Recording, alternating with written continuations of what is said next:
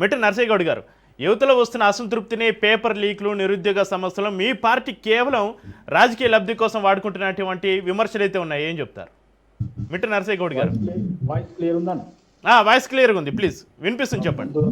ముందుగా మీకు ప్యానెల్లో ఉన్న పెద్దలకు, వ్యూవర్స్కు నమస్కారం. ఇప్పుడు మొన్న జరిగినటువంటి జెన్జీ ఉద్యమం, ఆ మిలీనియల్స్ కానీ ఈ వీటిని చూస్తే ఈ మన భారతదేశ రాజకీయ వ్యవస్థలో తప్పనిసరి మార్పులు చోటు చేసుకునే అవకాశం స్పష్టంగా కనిపిస్తూ ఉంది.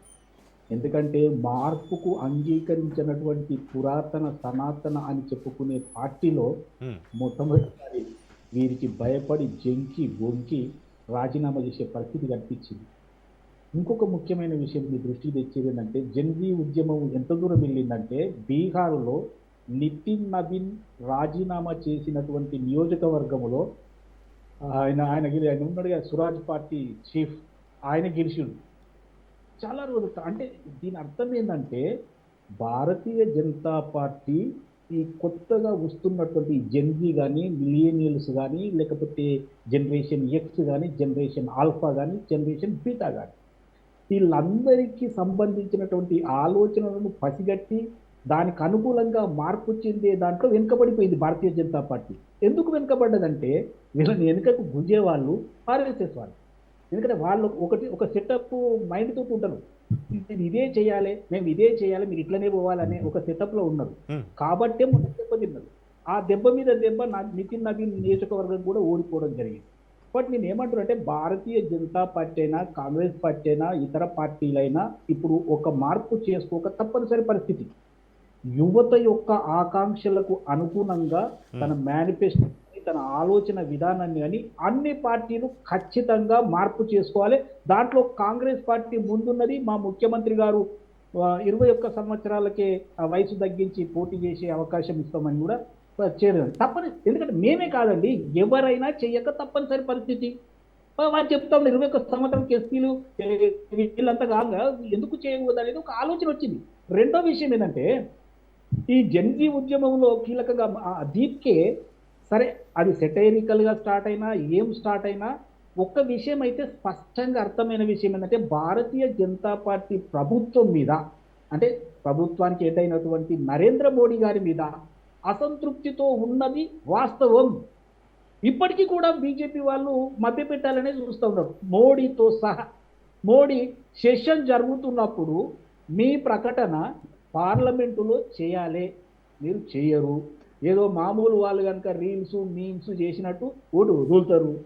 ఎందుకండి ఈ విషయాలు? అంటే రాజ్యాంగం అంటే మీకు ఇప్పుడు కూడా విలువ లేకుండా పోయిందా?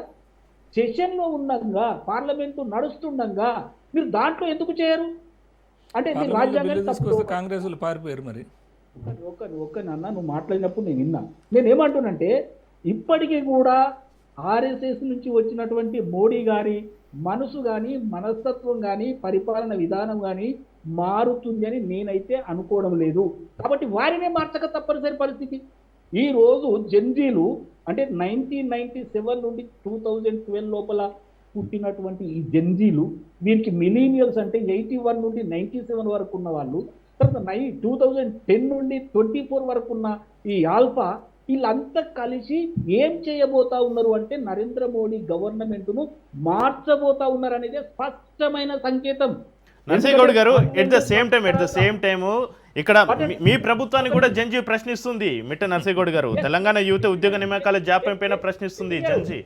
మీరు కూడా సమాధానం చెప్పాల్సినటువంటి పరిస్థితి ఉంది. అధికారంలో ఉన్న రాష్ట్రాల్లో కావచ్చు, కేంద్రంలో యువత సమస్యలపైన మీ స్పష్టమైన శాశ్వత కార్యాచరణ ప్రణాళిక ఏంటో కూడా చెప్పాల్సిన అవసరం ఉంది నర్సయ్య గౌడ్ గారు. ఎందుకంటే ప్రధానికి మన బీజేపీని బ్లేమ్ కూడా చేయవద్దు కదా. వాస్తవం నేను ఏమంటున్నా, మేము కూడా మార్చుకోవాల్సిన అవసరం ఉందని నేను మొదలే చెప్పిన మీకు. నేను ఏమంటే అన్ని పార్టీలు, నా పార్టీ మీ పార్టీ కాదు, కానీ వీరి సనాతన వినూతన వీళ్ళని ఏదైతే చెప్తారో వీళ్ళు పూర్తిగా ప్రక్షాళన చేసుకోవాల్సిన అవసరం వచ్చింది. లేదు అని అంటే ఇక వీళ్ళు ఇంటికి పోక తప్పనిసరి పరిస్థితి వచ్చింది. నేనన్నా యూత్కు మేమన్నా 2.5-3 సంవత్సరాలు వచ్చినాక మేమేం చేసినాం, 12 సంవత్సరాల నుంచి మీరేం చేసినో తెలుసుకోవాలి కదా. అతి కీలకమైన విషయం మీ దృష్టికి తెచ్చేది ఏంటంటే, మోడీ గారు ఒక మేము ఏదో చేసిండు. ఏమని? మా తల్లిని తెచ్చినా, నన్ను తెచ్చినా, మా పార్టీ వాళ్ళని తెచ్చినా, అడవులుగా మాట్లాడినా నేను మిమ్మల్ని క్షమిస్తున్నా, మీ ఇలా కేసులు లేకుండా అని ఒక మాట చెప్పింది. అది కాదు వాస్తవం. చెప్పవలసిన మాట అది కాదు.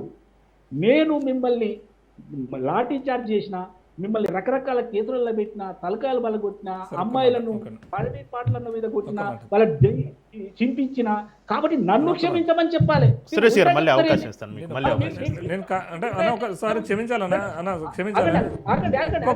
మీరు మాట్లాడినప్పుడు నేను విన్నా అన్న, నేను స్టూడియోలో ఉన్నా, నేను బయట ఉన్నా, వినపడదు నాకు కొద్దిగా. నేను ఇంకొక విషయం చెప్తున్నా. వీళ్ళు రాళ్ళు తీసుకొచ్చిండ్రు, కట్టెలు తీసుకొచ్చిండ్రు, వీళ్ళని కొట్టిరని వీళ్ళు చెప్తున్నారు కదా. ఇదే స్పోక్స్ పర్సన్, ఇది మన విదేశీ వ్యవహారాల శాఖ స్పోక్స్ పర్సన్ చెప్తారు. ఇదే క్వశ్చన్ వేస్తే మా దగ్గర విదేశీ శక్తులు ఉన్నట్టు కానీ ఎలాంటి ఆధారాలు లేవు అని చెప్తున్నారు. వీళ్ళ సోషల్ మీడియాలో పెట్టేది మొత్తం పాకిస్తాన్, బంగ్లాదేశ్, అమెరికా వాళ్ళు ఉన్నారని. వాస్తవం ఏంటంటే 94% చిల్లర భారతీయులే ఉన్నారు అందులో. నేను ఏమంటున్నంటే వీళ్ళు ఒక 4 మాటలు నేర్చుకున్నారు. ఎవరన్నా ప్రశ్నిస్తే అది జెన్జీ కానీ, వేరే పార్టీ కానీ, ఇంకెవరన్నా కానీ, విదేశీ శక్తులు ఉన్నాయి, దేశద్రోహులు, ఈ అర్బన్ నక్సలైట్లు, వీళ్ళ మీద కేసులు పెట్టాలి. నువ్వు ఎస్ అంటే నేమో మావాడివి, నో అంటే నువ్వు ఈ దేశస్తులు. ఇగో ఇవి నేర్చుకొని నడిపించుకుంటూ వచ్చారు. ప్లీజ్ అన్న, మీరు ఒకటి పదే మీరు ఏమంటారంటే వారి గురించి ఒక ఆన్సర్ ఇస్తాం. ఈ దేశంకి భరతమాతకు మొగుడెవరు అని చెప్పేసి అవమానపరిచినటువంటి వాళ్ళని కూడా మేము క్వశ్చన్ చేయొద్దు. ఈ దేశం కాశ్మీర్ వేదు, కాశ్మీర్ పాకిస్తాన్ అని అల్లరి మూకాలు వచ్చినా మేము క్వశ్చన్ చేయొద్దు. రైట్ సురేష్ గారు.